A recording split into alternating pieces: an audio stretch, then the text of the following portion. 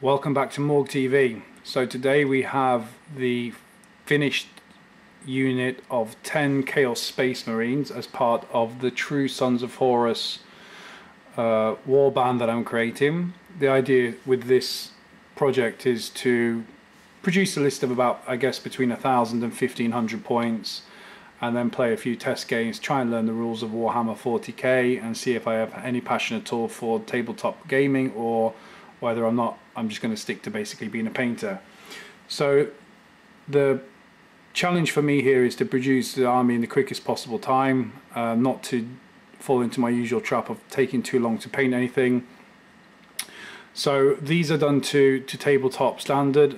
I'm going to basically define what my version of tabletop is. It means, you know, not just 3 colors slapped on obviously and thrown on the tabletop, but on the flip side of the coin, not edge highlighting every single panel, not being too bothered if things aren't exactly perfect, not using 3 colored eyes and glossy lenses and all that kind of stuff, because obviously that's the killer that can slow you down, but still painted to a reasonable standard.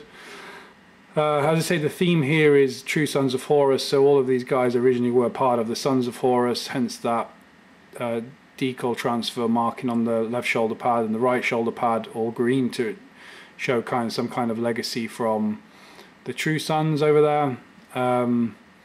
We've got a flamer here. He's got a pretty cool addition to his helmet of basically a few flames. Again, nothing too time consuming, just to differentiate him a little bit. Cool captain over here, this chap. It's pretty aggressive looking, and a nice standard bearer. So this is the first 10. I had some problems actually, interesting, with for the first time ever with the transfers with the decals. I have no idea why, but when I applied them, they all shriveled up. And I suspect these are the Forge World transfers. It didn't happen on test model, funnily enough, but it did happen on the pretty much all the other ones. So I think the issue here was I probably left them a little bit too long in the water. I went downstairs to do something, came back to my studio, and then applied them all in one go. And I guess what happened was the adhesive, most of the adhesive for the transfer had been washed off. So took me a long time to get them back on. In fact, a couple of them I had to just cut new transfers and start again, but that's a lesson to be learned. So going forward, we'll just do them one at a time and not batch decal them all in one go. That doesn't really work. So yeah, in the end they're all done my usual way with the PVA glue, just to wash over the top. There could also be another theory, maybe, that my studio is really hot at the moment because it's freezing outside and my studio is in the roof, which means it gets cold up here. So I've had the heating on like 27 degrees all day, and that could play a part as well. But we'll see. We'll play it by ear. Maybe it's the Forge World paper. But anyway, the bottom line is they're all on now, so nothing to worry about. Bases as well, all done with MIG pigments, just nice and easy. Takes 2 minutes. Just set the pigment with some fixer, and then also use some of that pigment on the feet just to tie it into the base. If you can see that here on most of them, it's pretty clear that their feet are also tied into the base.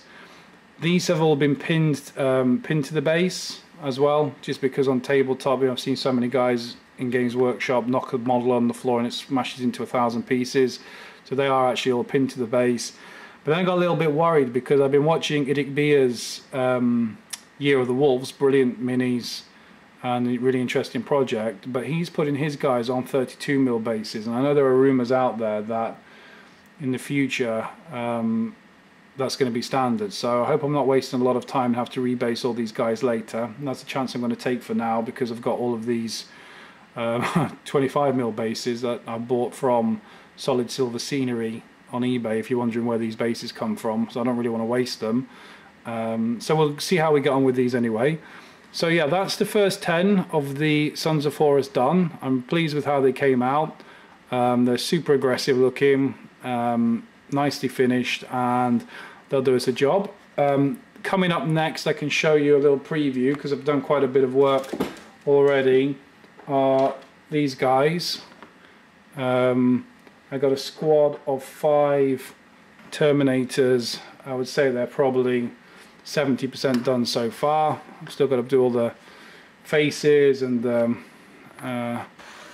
skins and stuff, but you can see where we are with them. Again, same color scheme as before, but they're looking pretty cool. And then a little bit further down the line, I mean sort of a little bit not quite as far down the line, is a sorcerer. He's on his way, and then even further behind is a nice rhino that's just literally, I've just started to put it together and sort of plan out what colors might go where. So that's all up next. After these, well, now that we finish those, I'll be working on the Terminators this week, and hopefully we're starting to creep up towards that 1,000-point mark before too long.